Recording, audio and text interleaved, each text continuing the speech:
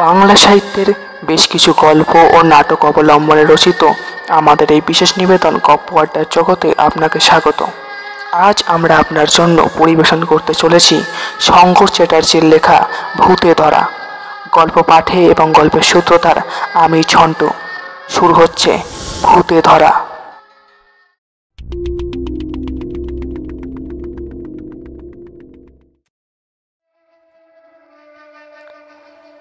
ভূতে ধরা বিষয়টা বিতর্কিত। এখনকার চিকিৎসা শাস্ত্রে হিস্টিরিয়া, মির্গি ইত্যাদি নামে অভিহিত। এরকম ঘটনা আপনি অনেক পড়ে বা শুনে থাকবেন। একটাই কথা, বাস্তবের সাথে মেলাতে বসবেন না। আপনারা অনুরোধ করেন একেবারে পুরো ঘটনাটা লেখার জন্য, না হলে ছন্দপতন হয়। তাই পুরো গল্পটা একসাথে দিলাম। কেমন লাগলো জানাবেন। বেশি দিনের কথা নয়, বছর 10 আগেকার। আমি এই বিষয়ে ঘোরতর অবিশ্বাসী ছিলাম, কিন্তু ভাবতেও পারিনি এইরকম একটা ভৌতিক ঘটনার সঙ্গে জড়িয়ে পড়ব। আমাদের বাড়িতে দীপালি নামে একজন বউ মানুষ কাজ করত। ছিপছিপে চেহারার, ওর বয়স 35-40 হবে। ওর একটাই ছেলে কাবলু। বর অনিল রিক্সা চালাতো। মাঝে মাঝে কাবলুও মায়ের সাথে আসতো। জলখাবারে দীপালিকে রুটি মিষ্টি দেওয়া হতো সেই লোভে। ওর বয়স কতই বা হবে, বড়জোর 11। রোগা কালো, ছেলেটা খুবই শান্ত প্রকৃতির। পুজোর আগে একদিন অফিস থেকে বাড়ি এসে শুনলাম দীপালি কাজে আসেনি। বৌরিতা বলল, একটা খবরও পাঠায়নি। দুবেলার কাজ একা হাতে করা। আমাদের এক ছেলে ব্যাঙ্গালোরে পড়ে। শোনো, কাল সকালে অফিস যাবার পথে ওর বাড়িতে একটা খবর নিয়ে যাবে। চা দিতে দিতে বলল, দাঁড়াও, একদিনে উতলা হয়ে পড়লে জ্বর জ্বালাও তো হতে পারে। যাকে কাজ করতে হয় সেই বোঝে। ওর কথায় রাগের আভাস। কথা আর বাড়ালাম না, টিভি দেখতে বসে গেলাম। সকালে একটু আগেই বেরালাম, কেননা ওদের বাড়ি শহরের শেষ প্রান্তে। 2-1 এসেছি এইরকম খোঁজ খবর নিতে।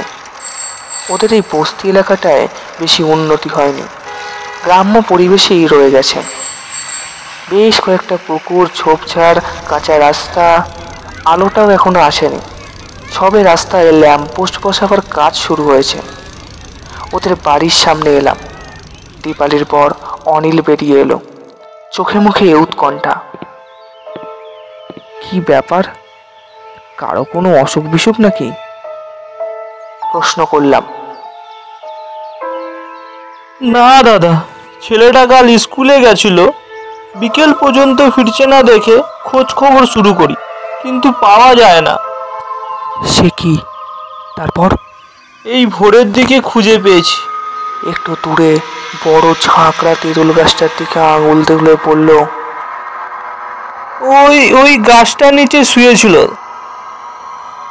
দীপালিও বেরিয়ে এলো, ওর চোখে জল।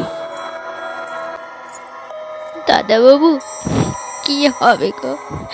সারা রাত আমরা কত খুঁজেছি। এদিকে ওই ওই অলক্ষণে গাছটার নিচে। কান্নায় ভেঙে পড়ল। আরে এতে তো কাঁদবার কি হলো? সান্ত্বনার গলা। ছেলে মানুষ কি খেয়ালে পথ ভুলে চলে গেছে। নিজের কথাতেই বাস্তবতার অভাব। স্কুল থেকে একজন ক্লাস 4-এর ছেলে চলে গেলেও বাড়ি আসতে পারবে না, খিদে তেষ্টাতেও তো আসবে। ঘড়ির দিকে তাকালাম। এখন কিরকম আছে? কিছু বলেছে? কেন গেল?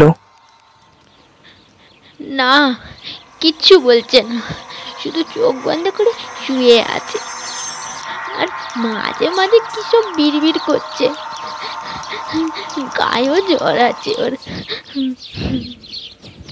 পকেট থেকে 200 টাকা বার করে অনিলের হাতে দিলাম। এটা রাখো, ডাক্তার দেখাও। অফিস থেকে ফেরার পথে খোঁজ নিয়ে যাব বরং। সাইকেলে চাপলাম। ট্রেনে উঠে বাড়িতে জানিয়ে দিলাম ফোন করে।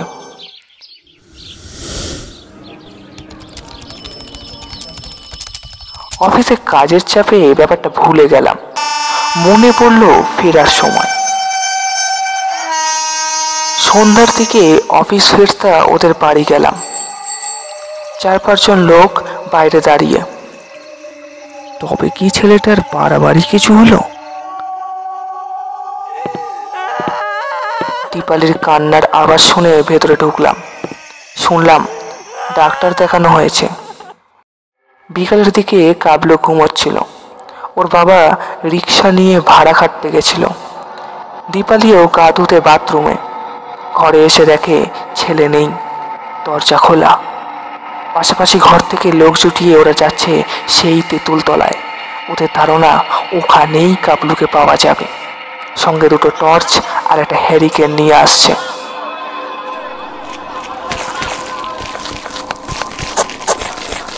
দাঁড়াও, আমিও যাব। বাড়িতে জানিয়ে দিলাম। সন্ধে অনেকক্ষণ হয়ে গেছে। চারদিকে অন্ধকার ছাইছে। পুকুর পাড় ধরে আমরা 5 জন এগালাম গাছটার দিকে। চারদিকে ঝোপঝাড়, বড় বড় ঘাসের মেলা। সাপ খেপেরও ভয় আছে। কিরকম একটা পচা পচা গন্ধ নাকে লাগছে। হ্যারিকেন আর টর্চের আলোয় অল্প জায়গা আলোকিত হচ্ছে। আমরা ঝাঁকড়া তেঁতুল গাছটার কাছে এসে পৌঁছালাম।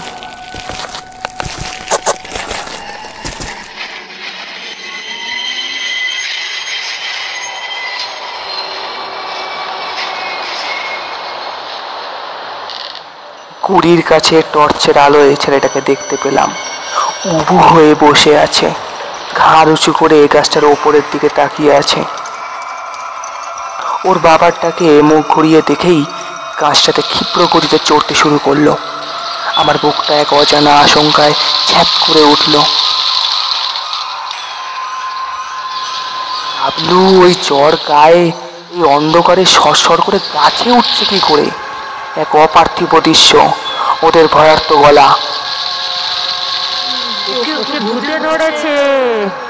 আমি এক মুহূর্তে নিজের মন শক্ত করলাম। ছেলেটা যে গতিতে উঠছে তাতে এক্ষুনি আমাদের নাগালের বাইরে চলে যাবে। এক লাফে গিয়ে ওর পাটা চেপে ধরলাম। ও আমার দিকে তাকালো। টর্চের ক্ষীণ আলোয় ওর মুখটা দেখে প্রচন্ড ভয় পেলাম। জীবনে এরকম ভয়ঙ্কর কুৎসিত মুখ দেখিনি। এটা ওই ছোট্ট ছেলেটা? মেলাতে পারছিলাম না। চোখ দুটো টকটকে লাল, আমার দিকে তাকিয়ে দাঁত খিচচ্ছে।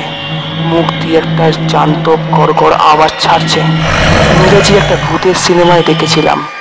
কালো একটা নেকড়ে রাতে ভূত হয়ে যেত। মনে হচ্ছে ওই নেকড়ের মুখটাই দেখছি। পাখিরাও এসে টানাটানি করে ওকে নামানো হলো। কি অস্বাভাবিক শক্তি ওর ওইটুকু শরীরে। কোনো রকমের চ্যাংদোলা করে ওই জঙ্গল ডিঙিয়ে কিভাবে যে ওর বাড়িতে নিয়ে এসেছিলাম এখন চিন্তার অতীত। বাড়িতে এনে বিছানার সঙ্গে দড়ি দিয়ে বাঁধতে হলো, কেননা আক্রোশে দাঁত নখ নিয়ে ঝাঁপিয়ে পড়ছে। মনে হচ্ছে যে কোনো সময় দড়ি ছিঁড়ে ফেলবে। একটানা নারকীয় কণ্ঠে কি যেন বলছে, যা আমাদের কারোর বোধগম্য নয়। ডাক্তারবাবুর ফোন নম্বর আমার কাছেই ছিল। উনি শুনে বললেন, বলেন কি, এক্ষুনি হাসপাতালে ভর্তি করান। ওর বাবা রিক্সা বার করলো। দুজন দুদিকে চেপে ধরে হাসপাতালের দিকে চলল। আমিও সাইকেল নিয়ে ওদের পিছু নিলাম। ঘড়িতে তখন 8টা বেজে গেছে। ওরা রোগীর অবস্থা দেখে প্রথমেই ঘুমের ইঞ্জেকশন দিয়ে সেলাইন চালালো। রাতের জন্য একটা আয়া ঠিক করে বাড়ি ফিরলাম যখন, তখন 10টা বেজে গেছে। বাড়িতে সব ঘটনাই বললাম। রীতার মুখটা ভয় এতটুকু হয়ে গেছে। রাতে আমার পাশ ঘেঁষে শুলো। আমার কিন্তু সারা রাত ঘুম হলো না। এপাশ ওপাশ করছি, এত পরিশ্রমের পরেও কেন ঘুম আসছে না বুঝতে পারছি না। ভোরের দিকে বোধহয় ঘুমিয়ে পড়েছিলাম। সকাল 7টার আগেই ঘুম ভেঙে গেল। শরীরে ব্যথা অনুভব করলাম, পরিশ্রমের ফল। রিতাকে ডেকে বললাম, আজ আর অফিস যাব না, বুঝলে। ওর মুখটা থমথমে হলো। কেন আবার হাসপাতালে ছুটবে? মুখ ঝামটা দিল। যা শুনলাম তাতে ওদের বলো ওজা ঠোজা দেখাক। ওর কথায় হাসলাম। 3 শতাব্দীর দরজায় দাঁড়িয়ে এসব বলো না, লোকে পাগল বলবে। আমার হাসিতে সেই বিশ্বাসযোগ্যতা ছিল না গতকালের ঘটনা দেখার পর। কিন্তু তখনও জানতাম না যেটুকু অবিশ্বাস এখনো আমার মনে আছে তা একদিনের মধ্যেই পরিবর্তন হয়ে যাবে। সকালে হাসপাতালে এলাম। রাতের আয়া পয়সার জন্য দাঁড়িয়ে আছে। দীপালিরাও এসেছে। ওদের চোখে আমার প্রতি কৃতজ্ঞতা। আয়ার কাছে গিয়ে টাকা মেটালাম। বয়স্ক আয়া কিছু বলতে চাইছে মনে হলো। কিছু বলবে? একটু কিন্তু করে চারপাশে তাকিয়ে আস্তে আস্তে বলল, আমার মনে হয় ওকে কিছুতে ধরেছে। হঠাৎ এরকম মনে হবার কারণ? চোখে কৌতূহল। ফিসফিসিয়ে ও বলল, রাতে ছেলেটা ঘুমের ঘরে কার সাথে কথা বলছিল।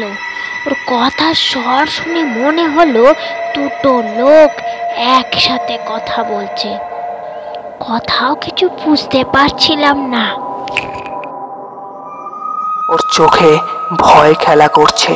তবে একটা কথা বুঝতে পারলাম, বারবার বলছিল আমি ওকে ছাড়বো না, আমরা তেঁতুল গাছেই থাকবো। আমার মনে এবার ধারণা জন্মালো, এটা মনে হয় কোনো অতীন্দ্রিয় ব্যাপার। কেননা আমরা কেউই আয়াকে তেঁতুল গাছের কথা বলিনি। দীপালির সাথে ওর পাড়ার কয়েকজন এসেছিল, নিচু গলায় কি সব বলা বলি করছিল। আমি কাছে যেতেই থেমে গেল। অনিল হাত কচলে বলল, দাদা, আমরা ওকে আজকে এখান থেকে ছাড়িয়ে নিয়ে যাব। আমার চোখে প্রশ্ন। দীপালিও গলা মেলালো। সবাই বলছে কাবলুকে ঝাড়ফুঁক করা দরকার। আমি দোটানায় পড়ে গেছি। সেদিনই বিকেলে ছেলেকে ছুটি করিয়ে নিয়ে গেল। জ্বরটাও কমে গিয়েছিল, ভুল বকাও বন্ধ। পরদিন শুনলাম ওরা ছেলেকে নিয়ে হরিপালের দিকে কোন মাজারে যাবে। আপনারা ভাবছেন যে আজ হঠাৎ গল্পের মাঝে এসব কি? একটি বিশেষ সূচনা রয়েছে, তবে আমরা ছোটদের বলতে আসিনি যে তারা গল্প শুনবে না। ঠিক তাই, আজকের গল্পে যেসব প্রাচীন ইতিহাস বা কুসংস্কারের উল্লেখ আছে তা সম্পূর্ণ কাকতালীয়। বাস্তব জীবনে এর কোনো মিল নেই। তাই মনের আনন্দে গল্প শুনুন আর শেয়ার করুন দেশে বিদেশের বন্ধুদের সাথে। আশা করি আমাদের গল্প আপনাদের পছন্দ হবে। তাহলে কি করতে হবে? সাবস্ক্রাইব করে অল নোটিফিকেশনটি অন করে দিতে হবে, যাতে আমাদের আপলোড করা গল্পগুলি আপনার কাছে পৌঁছে যায় সবার আগে। ধন্যবাদ। এবার থেকে আপনি আমাদের গল্প শুনতে পাবেন স্পটিফাই, গানা, জিও সাভান, গুগল পডকাস্টের মতো বিভিন্ন পডকাস্ট প্ল্যাটফর্মগুলিতে। আমাদের অফিসিয়াল ফেসবুক পেজ হল দি team story world official. Description বক্সে সমস্ত লিংক দেওয়া রইল। অবশ্যই ফেসবুক পেজ এবং স্পটিফাইতে আমাদের ফলো করুন, লাইক করুন এবং শেয়ার করুন। আপনার সমর্থন একান্তই আমাদের কাম্য। ধন্যবাদ। সেখানে নাকি এক পীর বাবা থাকে, এইসব ভূত পেট ছাড়ানো, তেল পোড়া, জল পোড়া কবজ দেয়। আমার মনে একটা কৌতূহল দানা বেঁধেছে এসব চাক্ষুষ দেখার। রিতার বারণ কানে না তুলে খবর দিলাম আমিও যাব। অফিস কামাই করেই ওদের সঙ্গে চললাম। হরিপাল স্টেশন থেকে অটো করে প্রায় আধ ঘন্টা যাবার পর কালীগ্রাম বলে একটা জায়গায় নামলাম। লোকবসতি বেশি নেই, আধা গ্রাম। ছেলেটার বাবা, মা, আমি আর ওর মামা, মোট 5 জন। কাবলু দিব্যি ভালো, কোনো রকম অস্বাভাবিকতা নেই। এরপর শুরু করলাম হাঁটা, কখনো পুকুর পাড় ধরে, আবার কখনো বা আলু ক্ষেতে ধরে। পথ আর শেষ হয় না। মনে মনে ভাবছি না এলেই ভালো হতো। অবশেষে পৌঁছলাম সেই মাজারে।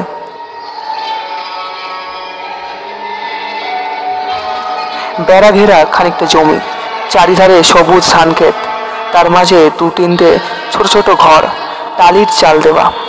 ঘরগুলোর কাছাকাছি বড় বড় একটা নিম আর একটা শিমুল গাছ জায়গাটা ছায়া করে রেখেছে। সাদা দাড়িওয়ালা পীর বাবার গলায় অগন্তিক হার, আঙুলে গোটা 5 পাথর বসানো আংটি। ওনার এক সাগরেদকেও দেখলাম, মনে হয় বাবার দেখভাল করে। মনে হয় ওর মামা আগেই বলে রেখেছিল, কেননা যেতেই কাবলুকে একটা গোল কাটা জায়গায় সাগরেদটি বসিয়ে দিল।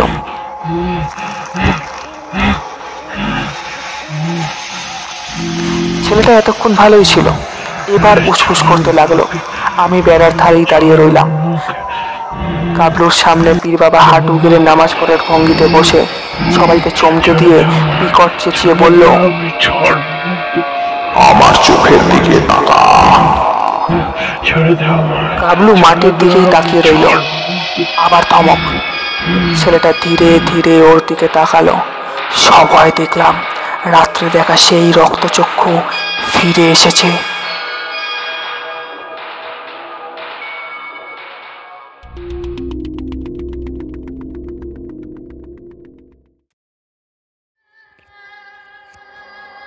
আপনারা শুনছিলেন শঙ্কর চ্যাটার্জির লেখা ভূতে ধরা এই গল্পটি।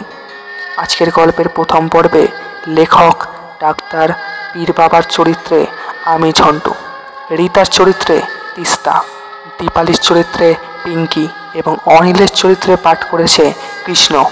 এছাড়া অন্যান্য চরিত্রে রয়েছে সৌরভ, কৃষ্ণ, তিস্তা। আর নিচে কমেন্ট বক্সে জানান আপনার গল্পটি কেমন লাগলো। শেষ হলো আজকের গল্প ভূতে ধরা। ধন্যবাদ।